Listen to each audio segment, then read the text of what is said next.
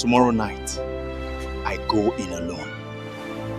Last time on the Nehemiah Project, Nehemiah Adeyinka left everything in Abuja to answer God's call. He wept, he fasted, he approached Minister Balogun for permission, and then he stood before Ajidagba's ruins for the very first time. Tonight, he goes in alone. Bible reference, Nehemiah 2:12. I had not told anyone what God had put in my heart to do. Rise. That same night, while everyone slept, Nehemiah rose. He told no one where he was going or what God had put in his heart to do. Alone in the darkness, with only a torchlight and his notebook, Nehemiah Adeyinka walked into the ruins of Ajidagba to see for himself what needed to be rebuilt.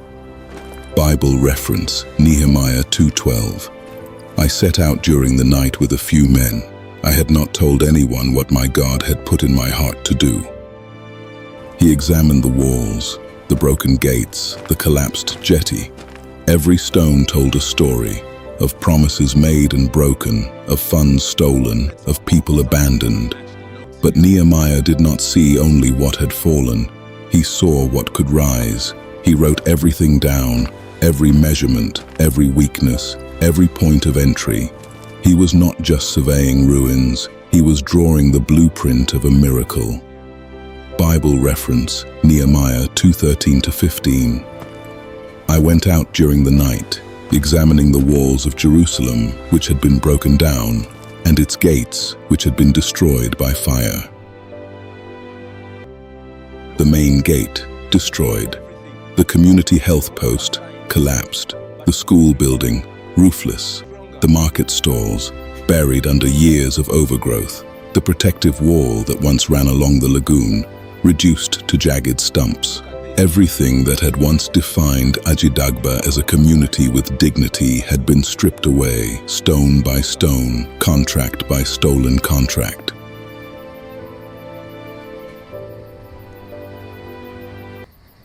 Before the sun rose over the Lagos Lagoon, Nehemiah had filled 12 pages. Materials needed, labor estimates, sections of wall to prioritize, names of community members Segun had mentioned. He was operating on 3 days of fasting and no sleep. But the hand of God was on him, and a man under divine assignment does not grow weary the way ordinary men do. The time has come to rebuild for our future and for those we lost. You are here because our home is in danger. We must stand together now or lose everything. At sunrise, Segun moved through Ajidagba, waking the community leaders.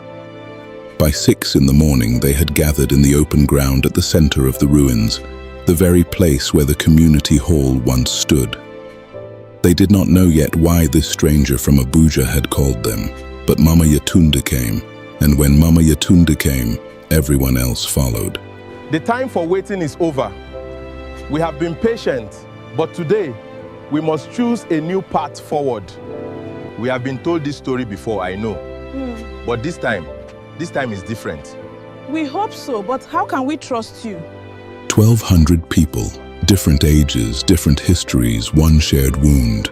Some had been born in Ajidagba, some had buried their parents here, some had lost businesses, lost homes, lost years waiting for the government that never came. They had learned not to hope too quickly. But they had come, because something in the way Segun had knocked on their doors that morning told them. This time was different. You see the trouble we are in, Nehemiah said, his voice low and steady. Ajidagba lies in ruins. Our gates are gone, our walls are broken, and our people are living in disgrace. He paused.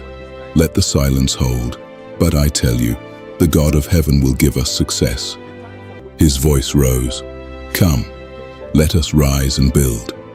For a long moment, nobody moved. Then Mama Yetunde stood up from her plastic chair, and she said 4 words that shook the ruins of Ajidagba.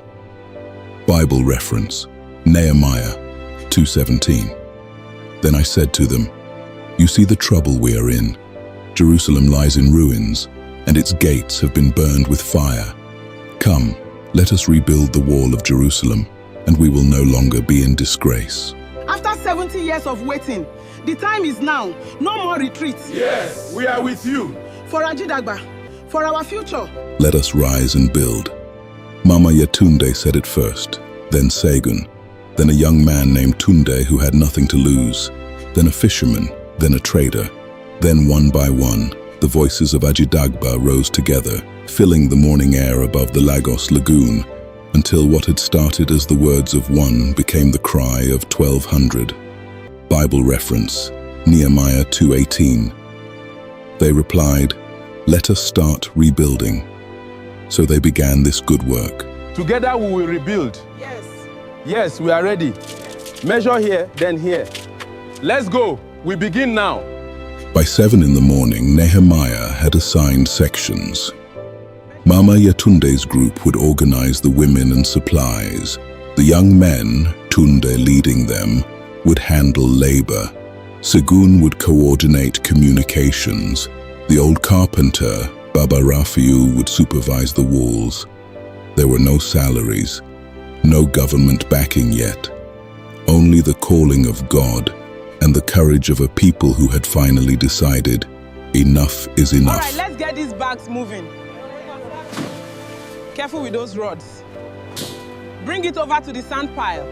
Nehemiah had made one call the night before to a building materials supplier in Mushin who owed Minister Balogun a favor. The first truck arrived before 8 o'clock. When the cement bags hit the ground of Ajidagba for the first time, an old woman began to sing a Yoruba hymn, and the men lifted their voices with her.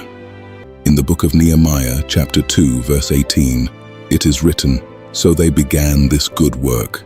Ajidagba had begun." Bible reference, Nehemiah 2:18. "And because of the gracious hand of my God on me, they began this good work." Who is this Nehemiah? Across Lagos, in the back of a black Toyota Land Cruiser with tinted windows, Alhaji Ope-Bello received the news. Someone had come to Ajidagba with government letters, and the people were already building. He set his phone down slowly. It displeased them exceedingly, Scripture says, that someone had come to seek the welfare of the children of Israel. The enemy had been awakened, and next week, the battle would begin. Bible reference, Nehemiah 2:10. When Sanballat the Horonite and Tobiah the Ammonite official heard about this, they were very much disturbed that someone had come to promote the welfare of the Israelites.